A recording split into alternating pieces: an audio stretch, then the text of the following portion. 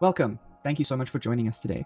We have such a special gift for you today in the form of a resource that has been adapted by real people, by real parents, real teachers, to help you get the best out of your child's experience in the PYP, both at home and at school. So, this resource that I'm going to take you through today is actually a resource that has been released in a slightly different form from the IB organization. And so what we've done is we've taken the shorter version, we've actually expanded it and grown some practical strategies from the resource that we have taken. But what you can actually do is if you go down into the description and you look for the link, you can see a link to these slides. And beyond a certain point, there is actually practical tips that you can try at home to help your child at home and perhaps at school as well, with some of the really key ideas surrounding the IB and the PYP and the education that students receive. So also, you can find that original resource here. I'll show you on the next slide, but this is 5 ways to support your child as a PYP parent. Let's get started. Alrighty, so as I said before, this is the actual document that is released by the IB.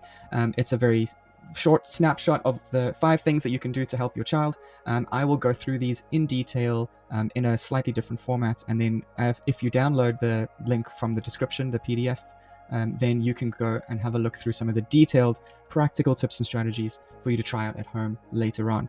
But if you want to sit here and listen to me tell you a little bit more about each specific aspect, then please continue. All right, so number 1 is to support your child's agency. And agency is all about voice, choice, and ownership. These are the 3 core components. We listen to a child's voice, we invite them to share their thinking. This helps them to feel confident that they actually want to be heard in this world. Their ideas matter, and this gives them the confidence to move forward and to share and be involved in learning actively. All right, so the second part is their choices. So looking through their choices and understanding that their choices matter is really important. So when they are going through an experience, maybe giving them the opportunity to make decisions so that they get used to that experience, that the things that they choose to do actually have real world impacts. And then this allows them to perhaps not be so scared of making decisions in the future and have confidence in that too. And lastly is ownership, that the things that they do are truly theirs and they can take pride in those things. And if they take pride in it and they feel ownership, then perhaps they would want to put more effort into making something that is truly quality. So there is supporting your child's agency. Okay, next up we have take an inquiry stance. It's a bit of a cliche that so many parents get absolutely fed up with kids asking thousands and thousands and thousands of questions each and every single day, but this is a part of human life, right? Kids, they want to figure out this weird world that they've been dropped into, and the only way that they know how to do it is, well, through language and through asking questions. And so us as adults, we need to realize what is actually happening here and lean into it if we want to take advantage of this amazing time in children's life when they are so eager to learn stuff. So you yourself can take an inquiry stance. Meet a question with a question. Don't just answer it straight out. Get the child to try to figure it out for them. Lead them through that process. Be prepared to go through it with them as well. Maybe they won't know how to find an answer, so you can provide them with some options. That's from before giving them agency. They can make a choice as to how they want to try and find that answer, and then you lead them through it.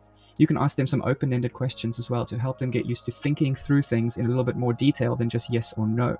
And then lastly is you yourself can be a learner. Even if the child is not involved in the learning, maybe you model learning yourself. Go and be vocal about the stuff that you learned throughout your day.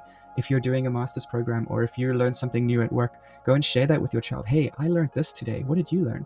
That really shows them that this is something to value and something that everybody does. Learning is a means through which human beings can actually connect with each other. So take an inquiry stance, be an example to your child.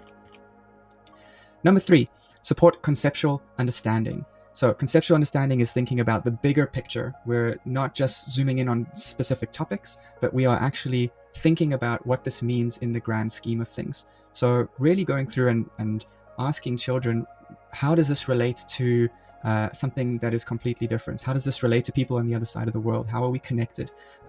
If this changes, what would happen then? What is your responsibility in this topic that we're talking about? Do you have to take care of something to be able to affect something in a good way? These are some of the key concepts that we go through in the PYP. And then the classic cliche, which is valuing the process. What is the cliche? It's about it's about the journey, not the destination. And this is a cliche for a reason, right? Because it's true. So maybe not putting so much emphasis on the thing that the students actually produce, but really giving them positive feedback on the actual process, the steps that they take to learn and to improve and to grow.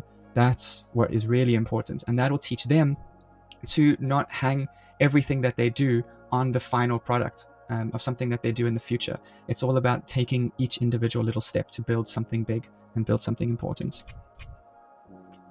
All right, number 4 is to prioritize reflection. Reflection is the most important muscle in the brain that we have to train and make sure that we use, and we know how to use it very well and very easily. Lots of people find it quite difficult because perhaps a lot of us who are a bit older had education systems or education experiences that didn't quite teach us how to do this in a very easy way. And so when we think about reflection, it's hard, right? Because we're looking in on ourselves and we're being self-critical, and nobody likes that feeling.